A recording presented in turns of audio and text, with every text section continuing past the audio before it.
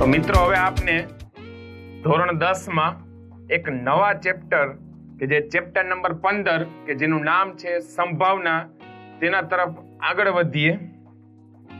ધોરણ 9 માં પણ આ ચેપ્ટર લાસ્ટમાં આવતું હતું, ત્યારે પણ આપણે સંભાવના વિશેનો ખ્યાલ તો મેળવેલો જ હતો અને ભણી પણ ગયા છીએ।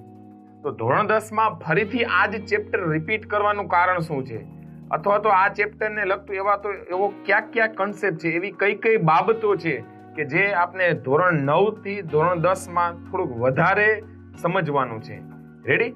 જેમ જેમ આગળ આપણે ચેપ્ટરમાં અંદર ઉતરશું તેમ વધારે ખ્યાલ આવશે કે ધોરણ 9 માં કેવા ટાઈપના એક્ઝામ્પલ આવતા હતા અને ધોરણ 10 માં કેવા ટાઈપના એક્ઝામ્પલ દાખલાઓ આવે છે। રેડી? પહેલા તો આપણે વાત કરી લઈએ, ધોરણ 10 માં આપણે ખ્યાલ છે કે બોર્ડનું જે પ્રશ્નપત્ર છે એ 80 માર્ક્સનું આવે છે। એમાં આ ચેપ્ટરનો ગુણભાર કેટલો છે? 4 માર્ક્સનો છે। ગુણભાર આનો કેટલો છે? 4 માર્ક્સનો છે। હવે આપને ખ્યાલ છે, અને જો ના પણ ખ્યાલ હોય તો ફરીથી રિપીટ કરી દો કે ધોરણ 10 નું જે પ્રશ્નપત્ર આવે છે એમાં 4 પ્રકારના ક્વેશ્ચનો પૂછાય છે। તો કે 1 માર્ક્સના હોય છે, 2 માર્ક્સના ક્વેશ્ચન હોય છે, 3 માર્ક્સના હોય છે અને 4 માર્ક્સના હોય છે। એટલે ડાયરેક્ટ આપને ખ્યાલ આવે કે 4 માર્ક્સનો ગુણભાર છે એટલે કે 4 માર્ક્સનો ક્વેશ્ચન હોય છે, પણ નહીં, મોટા ભાગના જે લાસ્ટના ક્વેશ્ચન પેપર છે એના ઉપરથી એવું એનાલિસિસ કરીને ખ્યાલ આવે છે કે આ ચેપ્ટરમાંથી એક તો જે પ્રથમ જે પાર્ટ છે કે જે હેતુલક્ષી હોય, ખરા ખોટા હોય, ખાલી જગ્યા હોય, રેડી, એક વાક્યમાં ઉત્તર હોય, કે જે 16 એમાં પ્રશ્ન પૂછાય છે અને બધાય ફરજિયાત હોય છે ને એમાં બધાયનો એક માર્ક્સ હોય છે। રેડી? તો મોટા ભાગના ક્વેશ્ચન અત્યારે એમાંથી, એટલે મીન્સ કે 2 ક્વેશ્ચન કદાચ એમાં હોય અને 2 માર્કનો એક નાનો દાખલો હોય। રેડી? એટલે અહીંથી આપણે એવું ક્લિયર કરી શકીએ, પણ એવું જરૂરી નથી હોતું જેમ હું કહું છું એમ કે ભાઈ આમાંથી 1 માર્ક્સના ક્વેશ્ચન 2 અને 2 માર્ક્સનો ક્વેશ્ચન 1 થઈને કુલ 4 માર્ક્સનું વેઇટેજ હોય છે। ક્યારેક 3 માર્ક્સનું હોય, ક્યારેક, બરોબર, પણ 4 થી મોસ્ટ ઓફ ક્યારે વધે નહીં। રેડી? કારણ કે આગળ એવા બધા ચેપ્ટર આવી ગયા છે ને ચેપ્ટર સાવ ઈઝી છે, ધોરણ 9 માં જે શીખી ગયા છીએ ત્યાંથી જ શરૂઆત કરવાની છે। રેડી? તો આપણે સંભાવનાનો સૌપ્રથમ પહેલા પ્રસ્તાવનાથી સ્ટાર્ટ કરીએ। પ્રસ્તાવના ધોરણ 9 માં મિત્રો આપણે શું શીખી ગયા થોડુંક રિવાઇઝ કરી લઈએ અને પછી ત્યાંથી આપણે ધોરણ 10 માં આપણે એન્ટર થઈએ। રેડી? ધોરણ 9 માં આપણે સંભાવના અત્યારે એકવાર સાઈડમાં રાખીએ। રેડી? ધારો કે હું એમ કહું અત્યારે વર્ષા ઋતુની સિઝન ચાલુ છે, એટલે ચોમાસાની ઋતુ છે। રેડી? એટલે વરસાદ તો આવવાનો, બરોબર, એટલે આપણે એમ કહી સવારે ઉઠીએ મિત્રો અને આપણે એમ બોલીએ કે ભાઈ આમ આકાશ તરફ જોઈએ અને ઘનઘોર વાદળા હોય। રેડી? અને પછી આપણે એમ લાગે કે ભાઈ આજે તો વરસાદ આવવાની શક્યતા છે, અથવા તો આપણે એમ બોલીએ કે આજે વરસાદ આવવાની સંભાવના છે। તો જો ન્યા આપણે વરસાદ આવે કે નથી આવવાનો એ ખ્યાલ નથી, પરંતુ આપણે એવી ધારણા કરીએ છીએ, પ્રેડિક્ટ કરીએ છીએ કે ભાઈ આવે પણ ખરા અને પણ ના પણ આવે, એ વાતાવરણ ઉપર આધારિત છે। રેડી? તો આ રીતના જો ન્યાથી શબ્દ હોય એટલે ન્યા સંભાવના છે। પછી ધારો કે જો આપણે મોસ્ટ ઓફ બધાને ક્રિકેટ ગેમ બહુ ગમતી હોય છે, રેડી, તે ધારો કે ભારત પાકિસ્તાનની રીતના કોઈ પણ 2 ટીમો વચ્ચે મેચ ચાલુ હોય છે, ત્યારે આપણે એમ કહી શકીએ આજે તો ભાઈ જે T20 મેચ છે 20 ઓવરની, એમાં ભારતને જીતવાની શક્યતા છે, બરોબર છે, અથવા તો ધારો કે કોઈ પણ બીજા દેશ હોય તો આ ટીમને જીતવાની શક્યતા પૂરેપૂરી છે। તો ત્યાં આપણે ફરીથી શું બોલીએ છીએ કે ભાઈ આ ટીમને જીતવાની શક્યતાઓ છે। રેડી? ખ્યાલ પડ્યો? તો આ રીતના ઘણી બધી એવી હોય છે, બરોબર। ધારો કે પછી એક આપણે ધોરણ 9 માં શીખીને જ આવ્યા છીએ, એક ઉદાહરણ તરફ આગળ વધીએ છીએ અને એ જ ઉદાહરણનું આ ચેપ્ટરમાં મોટે ભાગે આપણે વાત કરવાની છે। 3 ઉદાહરણો આપણે અહીંયા જોયેલા હતા, એક હોય સિક્કાનું, બીજું હોય પાસાનું અને ત્રીજું હોય પત્તાનું, બરોબર, પ્લેઇંગ કાર્ડ્સ, આપણે જે ગંજી પત્તો કે જે કહે છે એ રીતે, એટલે આપણે પત્તો બોલીએ છીએ, પ્લેઇંગ કાર્ડ્સ। રેડી? આ સંભાવના ચેપ્ટરમાં આ 3 જે ઉદાહરણ છે એ હોટ ફેવરિટ એમાં છે। રેડી?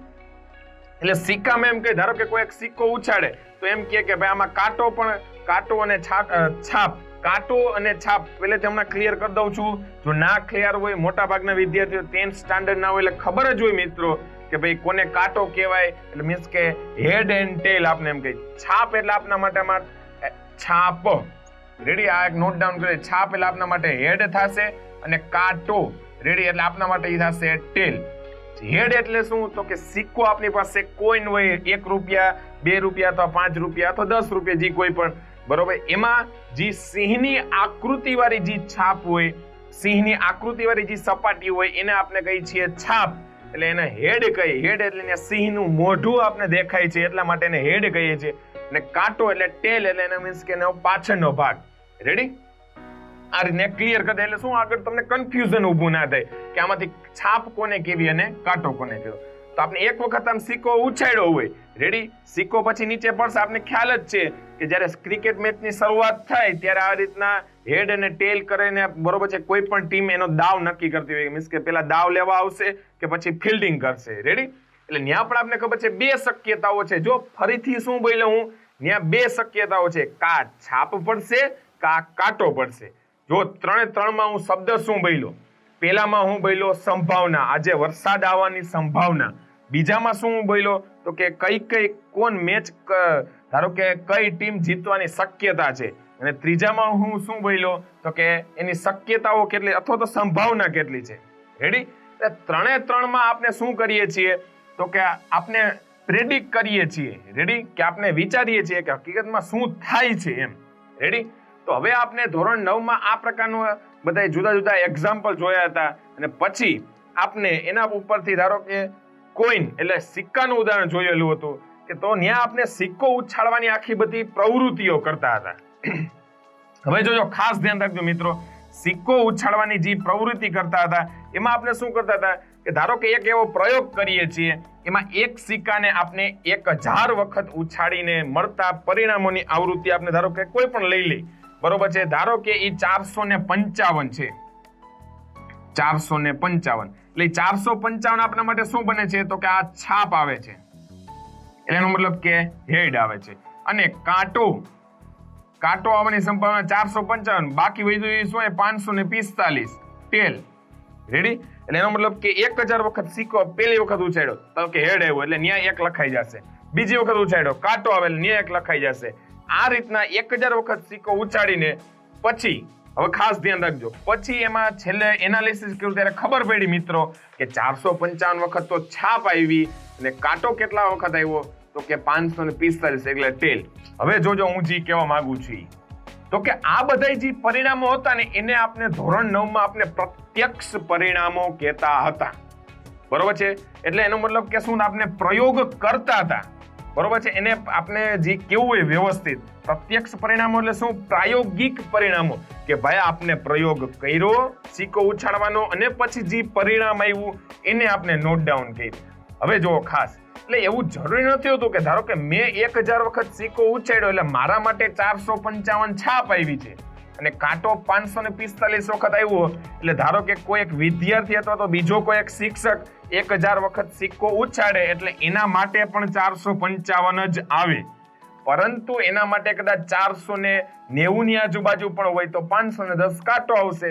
એટલે એવું ફિક્સ ના કહી શકીએ. એનો મતલબ કે શું થાય, એ કેના ઉપર આધાર રાખે તો કે એ પ્રાયોગિક પરિણામોને ઉપર આધાર રાખે. એટલે આપણે જે પ્રત્યક્ષ પરિણામો છે એ જુદી જુદી આવી રીતના ફેક્ટર ઉપર આધાર રાખતા હોય છે. તો એના ઉપરથી આપણા પ્રાયોગિક પરિણામોની સંભાવના, આપણે શું સંભાવનાનું ત્યારે આવું સૂત્ર જોયું હતું કે આવી રીતના સંભાવના બરાબર, ધારો કે કોઈ પણ છાપ અને કાંટો, જે સૂત્ર આપણે ધોરણ 9 ભણી ગયા છીએ એ જ સૂત્રનો ફરીથી અહીંયા ઉપયોગ કરવાનો છે. તો કે જે છાપ આવવાની જે ઘટના છે, રેડી છે, જો હું શબ્દ બોલું છું ઘટના, એટલે આ ઘટના એટલે શું તો કે ધારો કે કોઈ એક આપણે પ્રવૃત્તિ કરીએ છીએ, એમાંથી જે આવી રીતના કોઈ પણ પ્રવૃત્તિ કરીએ છીએ અને એના ઉપરથી પરિણામ મળે તો એ જે આખી પ્રવૃત્તિ બને છે એ આપને હવે શું થઈ જશે તો કે ઘટનામાં એટલે ઇવેન્ટમાં ટ્રાન્સફોર્મ થઈ જશે. તો કે એનું સૂત્ર શું હતું તો કે ઘટના ઈ ઉદ્ભવે તેવા માટે ના પરિણામોની સંખ્યા અને છેદમાં કુલ પ્રયત્નોની સંખ્યા. એટલે ઘટના ઈ ઉદ્ભવે તેવા પ્રયત્નોની સંખ્યા અથવા પરિણામોની સંખ્યા અને છેદમાં કુલ પ્રયત્નોની સંખ્યા. એટલે આપના માટે શું આવશે તો કે છાપ ઉદ્ભવવા માટેના કેટલા પરિણામો કેટલી થઈ હતી તો કે 455. છેદમાં કુલ કેટલી વખત ઉછાળ્યો તો 1000 વખત. તો આનો મતલબ કે શું થાય 0.455. રેડી મિત્રો? તો આના ઉપરથી મિત્રો એટલો ખ્યાલ આવ્યો કે 0.455 એ છાપ ઉદ્ભવવા માટેની સંભાવના છે. રેડી? તો મિત્રો આ જ રીતના આપણે કાંટો આવવાની સંભાવના કેટલી થશે તો કે 0.545. રેડી? એટલે આ આપણે બધું જોયું હતું ધોરણ 9 ના જે એક્ઝામ્પલ હતા એના ઉપર. તો હવે મિત્રો આ જ રીતના પ્રાયોગિક સંભાવનામાં જે ઘટના ઉદ્ભવે તે માટે પ્રત્યક્ષ પ્રયોગો અને જરૂરી ઘટના સાનુકૂળ સંજોગોમાં પરિણામો પર આધારિત તો છે. તદ ઉપરાંત આ સંભાવનાઓ કેવળ અંદાજિત છે. અંદાજિત છે એવો શબ્દ શા માટે વાપરે છે તો કે આમાં આપણે અંદાજ મેળવીએ છીએ કે ભાઈ આટલું આવશે. આપણે એવું કહી જ ના શકીએ કે ભાઈ 455 આવશે. મેં હમણાં કીધું ને કે ધારો કે કોઈ બીજો શિક્ષક અથવા તો બીજો કોઈ વિદ્યાર્થી આ જ રીતના 1000 વખત કોઈને ઉછાળે. રેડી? તો એના માટે એવું જરૂરી નથી કે 455 આવે, એના માટે ઓછા પણ પરિણામ આવી શકે. બરોબર છે મિત્રો? તો આ જ રીતના આપણે હવે સંભાવના ચેપ્ટરમાં ધીરે ધીરે આગળ વધીએ અને હવે આપણે શું જોશું મિત્રો તો કે આ સંભાવનામાં જે આની હિસ્ટ્રી શું છે. આપણે આ બે અત્યારે શું જોયું તો કે જે ધોરણ 9 માં શીખી ગયા છીએ એના વિશેનું પેલા પૂર્વ જ્ઞાન મેળવી લીધું. હવે આપણે શું કરીએ છીએ કે સંભાવનામાં જેમ આપણે તમને ખ્યાલ હોય તો દ્વિઘાત સમીકરણમાં મેં વાત કરેલી હતી કે દ્વિઘાત સમીકરણમાં જે સૂત્ર આવેલું હતું અથવા તો દ્વિઘાત સૂત્ર કે જે ax² + bx + c એમાં પાસ્ટમાં ઘણા ભારતના મેથેમેટિશિયને બહુ મહત્વનું યોગદાન આપેલું. તો એ જ રીતના આ સંભાવના ચેપ્ટરમાં એવા ક્યાં પ્રકૃતિજ્ઞ અથવા તો જે નેચરલિસ્ટ હોય અથવા તો આપણે ધારો કે મેથેમેટિશિયન હોય, બરોબર છે, અથવા તો સ્ટેટિસ્ટિકલ એવા સ્ટેટિસ્ટિશિયન, બરોબર છે, એવા આંકડાશાસ્ત્રીઓ છે કે જેને આમાં મહત્વનું યોગદાન આપ્યું છે. એને કેવા પ્રયોગો કર્યા છે, એને કેટલીક વખત કેવા પરિણામો મળ્યા છે, તેના ઉપર આપણે વ્યવસ્થિત અભ્યાસ કરશું અને પછી ધીરે ધીરે આપણે આ ચેપ્ટરમાં આગળ વધીએ મિત્રો. તો મિત્રો હવે આપણે જે ચેપ્ટર નંબર 15 એટલે કે સંભાવનામાં આપણે એની હિસ્ટ્રી તરફ આગળ વધીએ કે એવા તો ક્યાં જે દુનિયામાં જે આંકડાશાસ્ત્રી અથવા તો જે પ્રકૃતિજ્ઞ થઈ ગયા, પ્રકૃતિ શાસ્ત્રીઓ થઈ ગયા કે જેને આ સંભાવના વિશેમાં જે અમુક પ્રયોગો કર્યા અને પ્રયોગો ઉપરથી તેને શું તારણ મળ્યું. તો તેમાં સૌપ્રથમ એક નામ આવે છે કે જે 18મી સદી, અત્યારે આપણે વાત કરીએ તો કયા ચાલે છે 21મી સદી ચાલે છે. રેડી? એનો મતલબ કે 300 વર્ષ પહેલા પૂર્વ. રેડી? 18મી સદીમાં એક ફ્રેન્ચ પ્રકૃતિ શાસ્ત્ર હતો, બરોબર છે, પ્રકૃતિજ્ઞ હતો કે એનો મતલબ કે એ શું હોય કે પ્રકૃતિમાં જે અમુક પ્રયોગો કરતા હોય, પ્રકૃતિમાં જે ફેરફારો થતા હોય તેનો અભ્યાસ કરતા હોય એટલે એને એ રીતના નામ આપવાનું. ફ્રેન્ચ એટલે એનો મીન્સ કે એ ફ્રાન્સ દેશનો વતની હોય. ધારો કે ગ્રીક ગણિત શાસ્ત્રી આપણે કહી તેનો મતલબ કે શું એ ગ્રીસ દેશનો વતની હોય છે. અહીં નામ આપ્યું છે શું ફ્રેન્ચ પ્રકૃતિ શાસ્ત્ર. નામ થોડુંક વિચિત્ર છે જેનું નામ છે કોમ્ટ ડ બફને. રેડી? COM કોમ્ટ ડી બફને, બરોબર. એને એક સિક્કાને કેટલી વખત તો કે 4040 વખત ઉછાળેલો. રેડી? 4040 વખત એને ઉછાળેલો અને એમાંથી ધારો કે સાંભળજો 4040 વખત એને ઉછાળેલો ને એમાંથી એને 2048 વખત 2048 વખત એને છાપ મળે છે. એટલે મીન્સ કે હેડ એટલે એવું જરૂર નહીં ન્યાનોથી ધારો કે ચલણી સિક્કો હોય છે એને આ રીતના એને પ્રયોગો કરતા હોય ને એના ઉપરથી એને ખ્યાલ આવે છે. તો હવે જે કોમ્ટ ડ બફને જે આખો પ્રયોગ કર્યો હતો એના ઉપરથી આપણે સંભાવના ગોતવાની ટ્રાય કરીએ. એટલે એનો મતલબ કે શું આવશે કે ઘટના ઈ ઉદ્ભવવા માટેના કુલ પ્રયત્નો અથવા તો પરિણામોની સંખ્યા એટલે P of E કહી દે તો કેટલા આવશે તો કે 2048 એના છેદમાં કુલ પ્રયત્નો કેટલા હતા કે યસ 4040. તો આની સંભાવના આવશે 0.507. આનો આપણે ભાગાકાર કરશો કેલ્ક્યુલેટરમાં એટલે આનો શું આવશે 0.507. તો હવે આને સાઈડમાં રાખીએ. હવે ધારો કે આ જ રીતના અમુક સમય પછી આ જ રીતના એક બીજા દેશ એટલે કે બ્રિટન કે જેને આપણે ઇંગ્લેન્ડ તરીકે ઓળખીએ છીએ, બ્રિટનમાં એક બીજા આ રીતના પ્રકૃતિ શાસ્ત્ર હતો, બરાબર. નામ જતું જે.ઈ. કેરિચ, જે.ઈ. કેરિચે. આ બધાના નામ ખાસ યાદ રાખવા. ક્યારેક 1 માર્ક્સમાં પૂછાઈ જાય કે જે.ઈ. કેરિચે કેટલી વખત સિક્કાને ઉછાળેલો હતો અને કેટલી વખત એમાંથી છાપ મળેલી હતી. તો કે એને 10,000 વખત સિક્કાને ઉછાળ્યો અને એમાંથી એને 5,000 ને 67 વખત 5067 વખત એને છાપ મળે છે. છાપ એટલે મીન્સ કે હેડ મળે છે. તો હવે આપને જે.ઈ. કેરિચે જે આખો પ્રયોગ કરેલો છે તો તેના માટે આપને છાપ મેળવવાની પ્રોબેબિલિટી એક યાદ રાખવું. સંભાવનાને ઇંગ્લિશમાં પ્રોબેબિલિટી કહે છે. એટલે તો આપણે જે સૂત્ર છે એમાં P શું કામ લખીએ છીએ? તો કે સંભાવનાને ઇંગ્લિશમાં પ્રોબેબિલિટી કહેવાય અને એનો ફર્સ્ટ લેટર એટલે કે P તરીકે આપણે એને સ્વીકારીએ છીએ.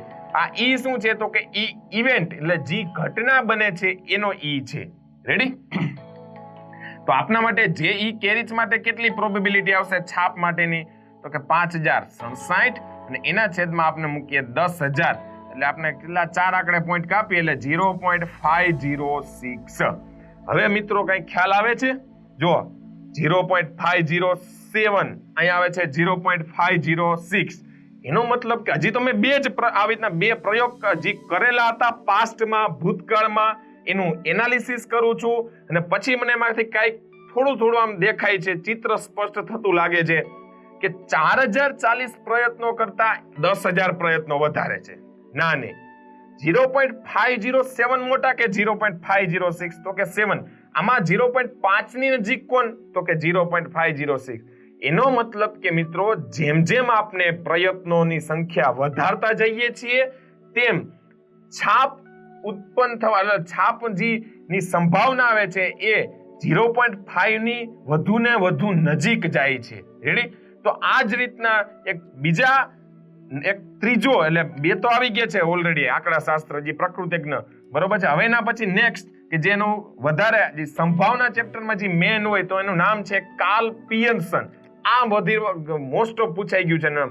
કાર્લ પિયર્સને કેટલી વખત ઉછાળેલા હતા સિક્કા અને એમાંથી કેટલી વખત છાપ કે જે મળેલી હતી? રેડી? એક વખત છાપ મળી જાય પછી જે કુલ ટોટલ પ્રયત્નો કરેલા હોય એમાંથી આપણે બાદ કરી નાખીએ એટલે મળી જાય. એટલે એના પછી નેક્સ્ટ આંકડાશાસ્ત્રી કાર્લ પિયર્સને કેટલી વખત? તો કે 24,000 વખત. વિચાર તો કરો. એનો મતલબ કે કોઈ એક ધારો કે આવી રીતના આંકડાશાસ્ત્રીઓ આપને ખાલી 100 વખત જો ખાલી સિક્કો ઉછાળો હોય તો આપને કંટાળો આવે, બરોબર? તો એને તો શું કરેલું હોય છે કે એક આખું વ્યવસ્થિત જે ચેપ્ટર છે સંભાવના એને વ્યવસ્થિત રીતે અભ્યાસ કરવા માટે કેટલી ધીરજ હોય છે આ બધા પ્રકૃતિ શાસ્ત્રો અથવા તો આંકડા શાસ્ત્રીઓમાં. 24,000 વખત સિક્કો ઉછાળે છે અને એમાંથી એને 12,012 વખત, રેડી, 12,012 વખત આપને છાપ મળે છે. એટલે કે મીન્સ કે આપના માટે થશે હેડ. તો આના માટેની સંભાવના કેટલી થશે? તો કે 12,012 વખત છાપ મેળવે એટલે P of E 12,012 અને એના છેદમાં આવશે 24,000. તો એ આવશે 0.5005. રેડી? તો અહીંથી વધારે ખ્યાલ આવે મિત્રો આપને કે જેમ જેમ આપણે જો કાર્લ પિયર્સનનો જે પ્રયોગ હતો એમાં એને શું કર્યું? 24,000 વખત સિક્કો ઉછાળેલો હતો, તેમાંથી 12,012 વખત હેડ આવે છે. તો એની સંભાવના આપણે જે આવી કેટલી આવી છે? 12,012 ના છેદમાં 24,000 0.5005. એટલે એ આના કરતા પણ વધુ નજીક 0.5 ની પાસે થશે. એટલે મિત્રો આપને ખ્યાલ આવે કે જેમ જેમ આપના પ્રયત્નોની સંખ્યા જો વધારતા જઈએ તેમ જે સંભાવના જે આવે છે એ 0.5 ની નજીક વધતી જાય છે. જો છાપની સંભાવના 0.5 ની નજીક વધતી જાય તો એ જ રીતના કાટની પણ સંભાવના 0.5 ની નજીક વધતી જાય ને, તો એનો મતલબ થાય શું કે જે આપણે જે પરિણામો મળે છે ને, આવી રીતના ઘટના મળે છે ને, એ બંને ઘટનાનો તમે સરવાળો કરો ને તો કેટલો થવાનો છે? 1 કે જે આપણે ધોરણ 9 માં શીખીને આવ્યા છીએ કે જે બધી ચોક્કસ ઘટના હોય, રેડી, અથવા તો જે આખી શું કહેવાય પ્રાથમિક ઘટના, હમણાં આપણે પ્રાથમિક ઘટનાની જોઈએ છીએ વ્યાખ્યા, બરોબર, કે તમામ પ્રાથમિક ઘટનાનો જો સરવાળો કરવામાં આવે તો એ કેટલો થાય છે? 1 થાય છે. રેડી? તો મિત્રો આ જ રીતના હવે આપણે ધીરે ધીરે સંભાવના ચેપ્ટરમાં આગળ વધતા જાય અને જુદા જુદા એક્ઝામ્પલ ઉપરથી વધારે આમાં શું કરીએ જ્ઞાન મેળવીએ.